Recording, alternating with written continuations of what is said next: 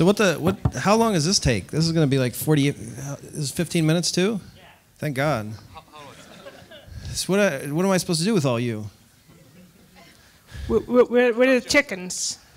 Take attendance? All right. Well, do you know all these people? Yes. So you already know all you people. This is being filmed because will the world know? Will we use this for the world? No, we use it for the world. For the world. So introductions all the way down. Jesus, that's going to take 15 minutes. All right, go. You start. Take a microphone. I'm the founder and CEO of AppDynamic. We're most famous for building AirServer. AirServer is an application that's used worldwide. Currently has more than 1.5 million users. It's very popular in universities and schools, even though it was built as a consumer application. We've been doing this for the last 4 years now, and we're still seeing a growth in our users. My name is Helga Våge. I'm the founder and the CTO of Mobilitus. We do software solutions for the entertainment industry. One of our biggest customers is Ticketmaster. We run their mobile website, but we also are providing solutions for the musicians to help them sell more tickets. My name is Hjálmar Gíslason, or Hallmark Gíslason as I go in the US. I was the founder of a company called Data Market that was acquired by Click, a BI company, publicly traded BI company out of Sweden last year. I've basically spent my professional life starting companies. Data Market was my fourth, and currently hold the position of VP of Data at Click, which is more or less a lead product management role on the data side of the house. Hello. Yeah, so I am Þorsteinn Baldur Friðriksson, but since John has a very hard time pronouncing that, I go by Thor Friðriksson in the US. I'm the founder and CEO of Plain Vanilla Games, who are the makers of QuizUp, which is a social trivia network. Yeah, hi, my name is Christian Christensen. I come from Menica. I'm Vice President of Icelandic business there. We sell personal finance management solutions to financial institutions all over the world. Hi, I'm Hilmar Gunnarsson.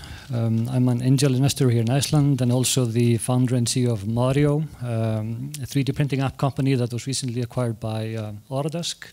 So now I'm basically a senior product manager at Autodesk. All right, thanks a lot, guys. Thank you, John. So you guys are the success stories of Iceland. It's you, puffins, and like fishing. Yeah, we know now that that's the boring part. The success story? Yeah, he just told us failures are fun. No, they're not fun at all. Like you guys actually pulled something off. Yeah, but behind every success is a massive failure. So you have massive amount of failure on these states. Right okay, now. so you're the newest non-failure here in Iceland. So tell us about all your failures. Because you have a house next to Bjork now, which is I think everybody gets one for a brief period.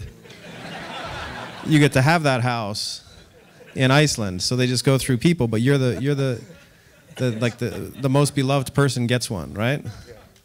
So tell us all about all your experiences. Like what were your failures? Because QuizUp kind of blew up.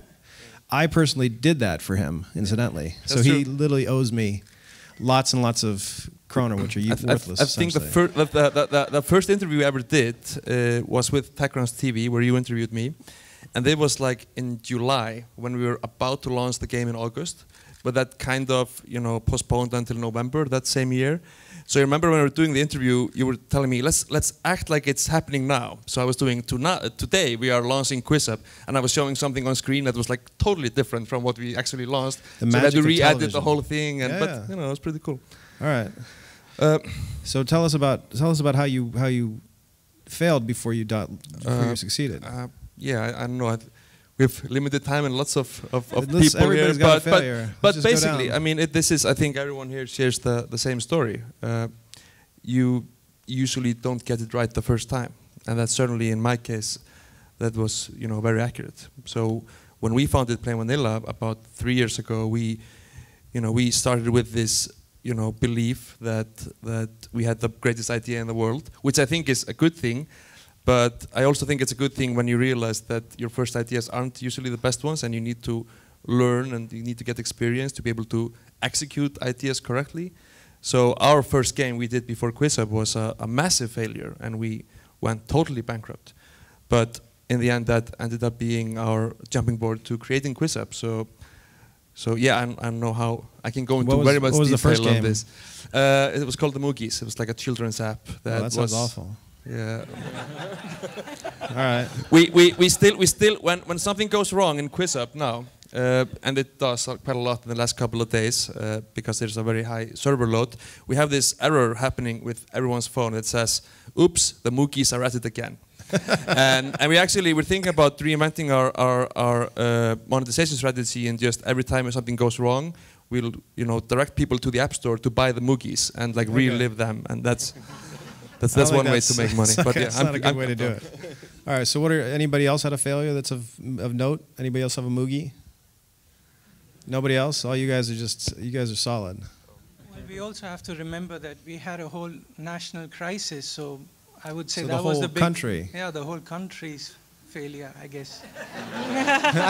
So all you guys are a mess. I mean, I wouldn't have started my company if we didn't have this big failure. So I would say that was hugely successful for a lot of companies. So Iceland's failure got a lot of these guys out of the banks, right? So you used to sit in a bank, you used to be wear a suit, and then all of a sudden... I used to work in a bank then. Yeah, everybody was wearing suits and like really boring, and then all of a sudden they became cool. Well, also about half the panel here used to work together for a company called Oz, who is frequently considered to be one of the biggest failures of Iceland. However, probably about half the people in this room either worked for the company or worked for somebody that worked for us. So it's like Thorstein used to do that. It did his time, like the rest of us. So I think that was something that was way ahead of its time, which I think in many cases failures are the missed opportunity of basically this space-time continuum. You're just there, but the rest of the world is just totally clueless. All right, yeah, I guess. That was so you guys were in a different space-time continuum, and then there's a perfect world in which Iceland is like the ruler of the seas, and you guys are all riding around on robotic whales, and you have complete control over the Atlantic. Is that the other continuum? Well, it's one of them. There are many. There's infinite number. Yeah. So it's the island's actually made of marshmallow, and you live inside it. Pretty cool. All right, so that's a good way to think of things. So all you guys failed, the whole country failed, and now you guys are here. How did you guys specifically get the attention of investors and the attention of the world? I mean, everybody here has gotten outside attention. You got it from Autodesk. You got it from the entire known universe who wants to play quizzes. You got it from universities. Explain what you guys did specifically to get attention outside of Iceland. I'll go first and tell you how I got attention inside Iceland. I was actually the first investors in Data Market. My big success out of the four, I would say one was I have two mild successes, one big failure, and then the Data Market exit.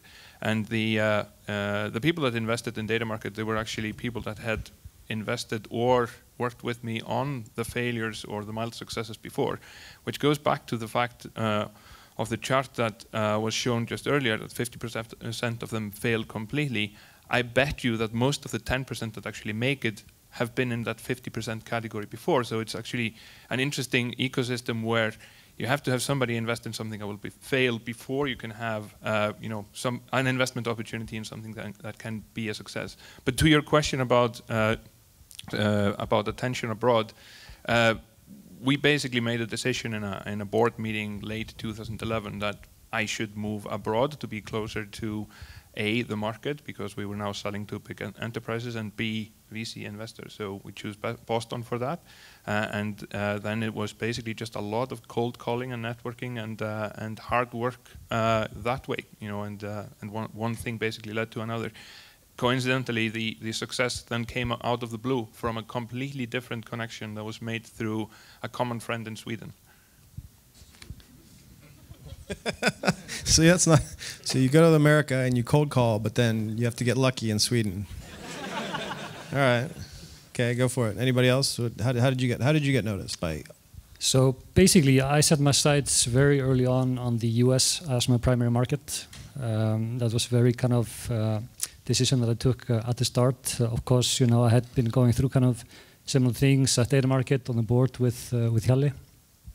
So that was basically, you know, my primary market. Managed to partner with MakerBot very early on. And then I spent like 1 year harassing you for an interview, something like that. Basically, we went live. Did you succeed at that? I did. I cornered him at the U.S. embassy like a year ago, and That was fun. Exactly. At the urinal, actually. At the urinal, yes. Cornered him. So basically, then we went live at the so-called Maker Fair in May last year, and then one thing led to another, and Autodesk said, you know, they wanted to buy us. John, did you enable everyone's success here, or are you like the? I think incidentally, yeah. I think he's the godfather, right? I am the godfather. So I'm the key to success of all of Iceland. I'm the whatchamacallit, Where the can ice we giant. meet you if not at the urinal? Not at the urinal. You can meet me outside of the bathroom. I hang out there on weekends, just watching guys walk by with their dogs. How did you get attention? Yeah, so it's actually a similar story which Hjalli was talking about. We decided immediately in 2010 to have an office in Sweden, Stockholm. So our CEO and founder moved there to control all the sales operations. Made sense to make the software in Iceland, but to have the sales from there. Later on, we found out that London was an even better place for a fintech capital to have the sales based there. Also had direct flights to pretty much all of our customers. So having that connection just at the place where the buyers are makes a lot more sense than having it locally. But at the same time, for us, building the software at home, make complete sense for us. All these events that are occurring, we definitely take a look at them and think, you know, the people who are going to be buying the software are going to be there. What gets their attention? What are they looking at? And make sure that we attend those and bring out the things that is of value for them and solving their problems. So I guess focusing on that for the entire time has been a problem solver for us. So the bottom line, to be successful in Iceland, is you have to leave Iceland, right? Well, I think that it depends on what you do and how sales in the company that you've built take place. And when you do enterprise sales, for example, it's very logical to meet with the people, to have workshops, et cetera, et cetera. It requires a lot of flights.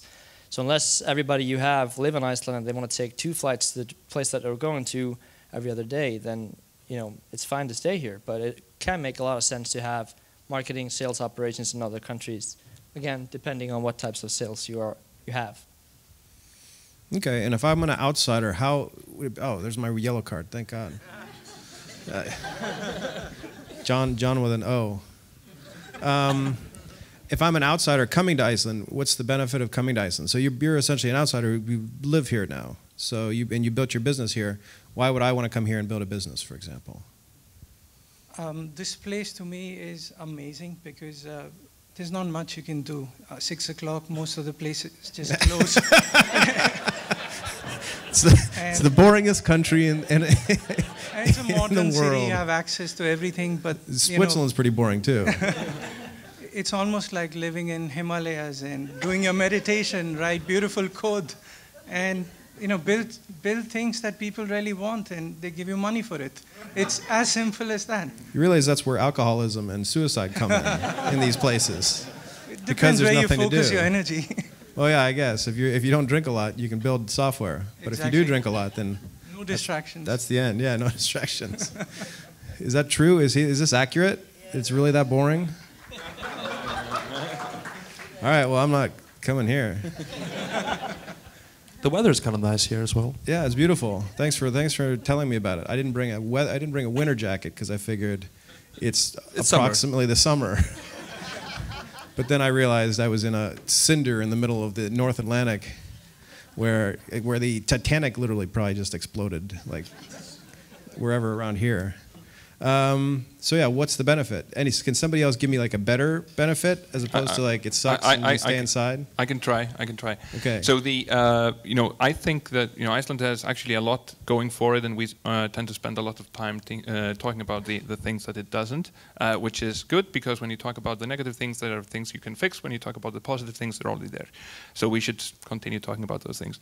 However, what is good about Iceland is that you can get together a relatively small group of people with very diverse and good talents here. So building a team of 5 or 10 as a core team to a bigger business is something that is, I think, we are in a relatively unique situation here. The reason being that we are so few that people have to have broad skills. You can't have people that are very specialized. So 5 people will cover a very broad range of things when it comes to building software. We do lack knowledge on all the things that are crucial to kind of building up a startup. However, mainly on the sales and marketing, kind of international sales and marketing front. I think that there is probably one type of company that could be built out of Iceland entirely, and that's a kind of consumer-focused, entirely software-as-a-service organization. You should be able to run that from anywhere in the world if you don't need funding. If you need the funding, you need to move somewhere else. Okay. All right. Well, I just got the red card. I told you this was going to be like fly by because we have 20 people up here. I told you I wasn't good at math either. So thank you very much, guys. We're going to just talk to these people because these guys are the successes. I'm sure you are all cousins with them. So. You'll see them at the family, except for you. You'll see them at the family reunions. But that said, thanks a lot, guys, and I appreciate it. Thanks.